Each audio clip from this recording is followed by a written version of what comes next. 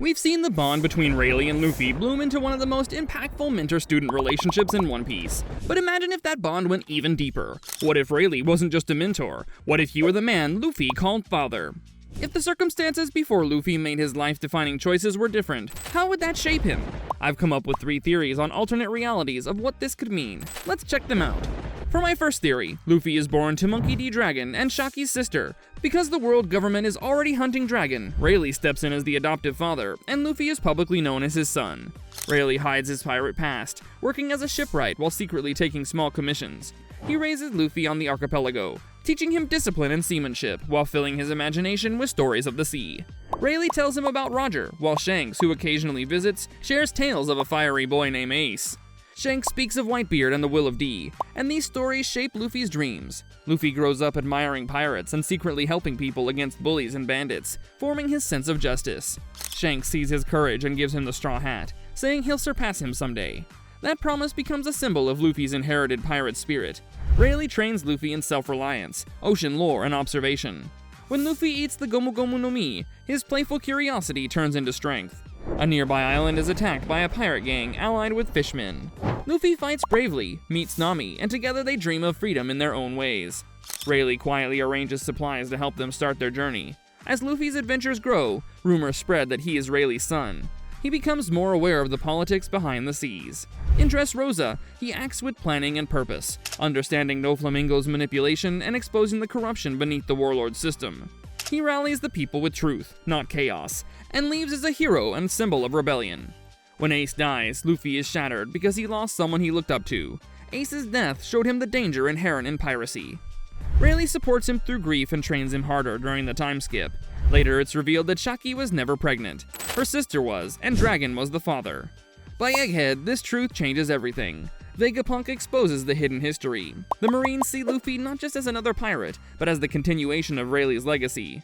From the moment Luffy steps on Egghead Island, his decisions reflect Rayleigh's calm precision, rather than canon impulsive grit. Instead of rushing into battle, he uses stealth and shipwright ingenuity by blending his father's craftsmanship with his own creativity. He analyzes Vegapunk's inventions, fascinated by their mechanics, recalling how his adoptive father once built entire systems to hide ships from the Marines. When Kizaru fights him, Luffy channels Rayleigh's calm precision and his own joyful fire. Realizing that while he's not Rayleigh's blood, he says, "I don't need to be Roger's heir or Dragon's son. My old man already taught me how to live free." Vegapunk's final broadcast ends with the words, "The Will of D has found its new Rayleigh." A prime example of what makes a Luffy raised directly by Rayleigh different is the Dressrosa arc, where unlike canon Luffy, who acts on pure emotion, fighting Doflamingo because he's cruel, this alternate Luffy acts with both heart and foresight. He fights not just to win, but to reveal. Where canon Luffy liberates a nation, this one shakes the foundation of world politics with his smiley and energetic actions and an oddly calculative mind. Now for my second theory, imagine a world where Luffy is born to Rayleigh and Shaki after Goldie Roger's execution. Roger's death changes Rayleigh's path. Instead of fading into retirement and risking the Marines and world government coming after him and his son, with him being helpless, he becomes a quiet power, a man who moves through shadows, arranging meetings, supplies, and information like a hidden emperor of the sea. Rayleigh raises his son on the Sabaldi archipelago, surrounded by pirates, Marines, and slave traders. Luffy grows up witnessing cruelty, learning that freedom is not given, but taken. His childish dreams are shaped by the truth of the world and his father's teachings. He meets Shanks as a family friend, not a distant idol. One day, in Shaki's bar, Luffy eats the Gomu Gomu no Mi. Shanks laughs, but Rayleigh takes it seriously, and begins training Luffy to master his new body. By 10, he knows basic haki, and by 17, he understands restraint and precision. When Luffy leaves Sabaldi, he's not a naive dreamer from Fuchsia Village. He's a prodigy raised among the world's most dangerous men. His first battles were not by luck, but by choice. He meets Nami during a raid by Arlong's gang. He sees Arlong's tyranny as a reflection of the Celestial Dragon's oppression. When he helps Nami free her village, it becomes his first rebellion against the system. Nami, who knows Rayleigh's name, follows Luffy out of curiosity, not greed. He teaches her simple haki awareness, and their bond becomes one of trust and strategy. Zoro meets him next. Luffy finds him mid-duel and offers him sake, saying, "My old man says real warriors fight to be remembered." That one line earns Zoyo's loyalty. Sanji refuses at first, but changes his mind when Luffy laughs and says he only wants to live free. When Smoker attacks, Luffy senses it early and stands his ground without relying on luck. His maturity defines the Alabasta Saga, where he fights with compassion and cunning. When Luffy hears of Ace's capture, he sets out to save another pirate from the world government tyranny, acting out of respect and honor for what the Pirate King represents to him: ultimate freedom. During his infiltration of Impel Down, he uses Haki to outsmart guards and even clashes briefly with Magellan, using advanced armament Haki. At Marineford, his arrival sends fear through the Marines, as Sengoku calls it the worst-case scenario: the Pirate King's sons uniting. Ace escapes, and later he joins Luffy's crew. Shanks gives Luffy the straw hat, saying it suits him more as he's becoming a beacon of unity and freedom to pirates. Luffy's upbringing under Rayleigh gives him an immediate understanding of power hierarchies and prodigious combat skills. From Dressrosa to Wano, Luffy fights with reason and purpose. Kaido calls him the Dark King's cub. His laughter mirrors Rayleigh's calm. His will echoes Roger's freedom, and by Egghead, with Ace by his side, his name alone shakes the world. Finally, for my third theory, Rayleigh and Tritoma are Luffy's real parents. Roger, knowing what would happen to his son, gave Ace to Garp because he believes the marine hero could protect him from the world's hunt for Roger's bloodline. He trusts Garp's sense of justice to raise Ace in a safer, more ordinary life away from piracy.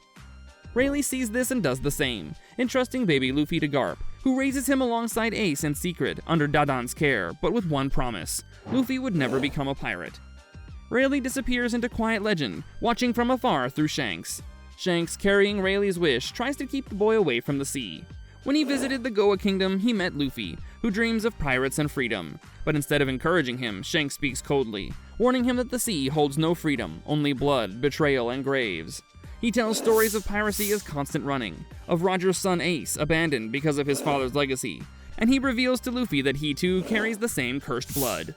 After Luffy eats the Gomu Gomu no Mi, Shanks scolds him. He mocks him for being useless now that he can't swim, and tells him that power only brings danger. Before leaving, Shanks gives him the straw hat that once belonged to Roger.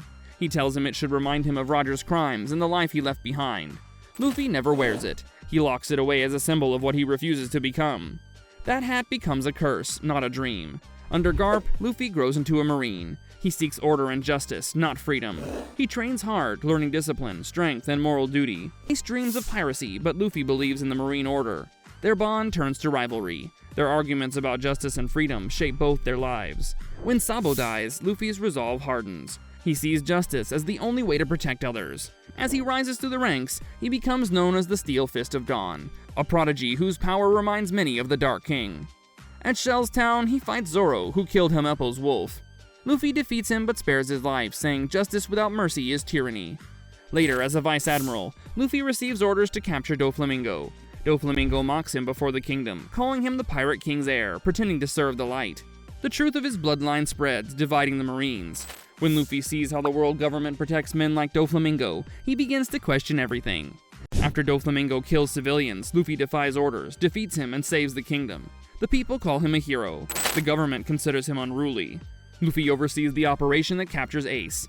Watching his brother await execution breaks something in him. Ace's last words cut deep. "You became everything you swore to destroy." Luffy replies coldly, "Then die knowing I did it for justice." Ace's death scars him forever. Later, sent to Wano, Luffy meets Rayleigh for the first time.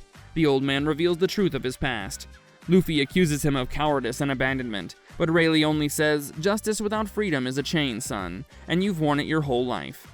During the Egghead incident, Luffy is tasked to arrest Vegapunk, who instead reveals a message from Rayleigh and shows him a scientific miracle. Vegapunk, always the philosopher, reveals something that changes everything. Using lineage factor research, Vegapunk had created an alternate version of Luffy, the pirate he could have been. Carefree, wild, bright eyes, smiling with the same unbroken spirit. Luffy stares at him in silence, realizing what he had lost. When Vegapunk's death is ordered, Luffy disobeys and helps him escape. He opens the chest holding the old straw hat and places it on his head. No longer a marine or a pirate, he becomes a man reborn. He sets out to find the One Piece, not for wealth, but to understand truth, freedom, and his bloodline. He seeks a world where justice and dreams could exist together, one sea at peace. And there you have it, 3 alternate realities where the bond between Rayleigh and Luffy goes beyond mentorship. Each version paints a different legacy, and ultimately alternate endings. Which version spoke to you the most? Drop your thoughts in the comments. If you love this video, be sure to check out this super cool video coming up next. Go ahead, click it.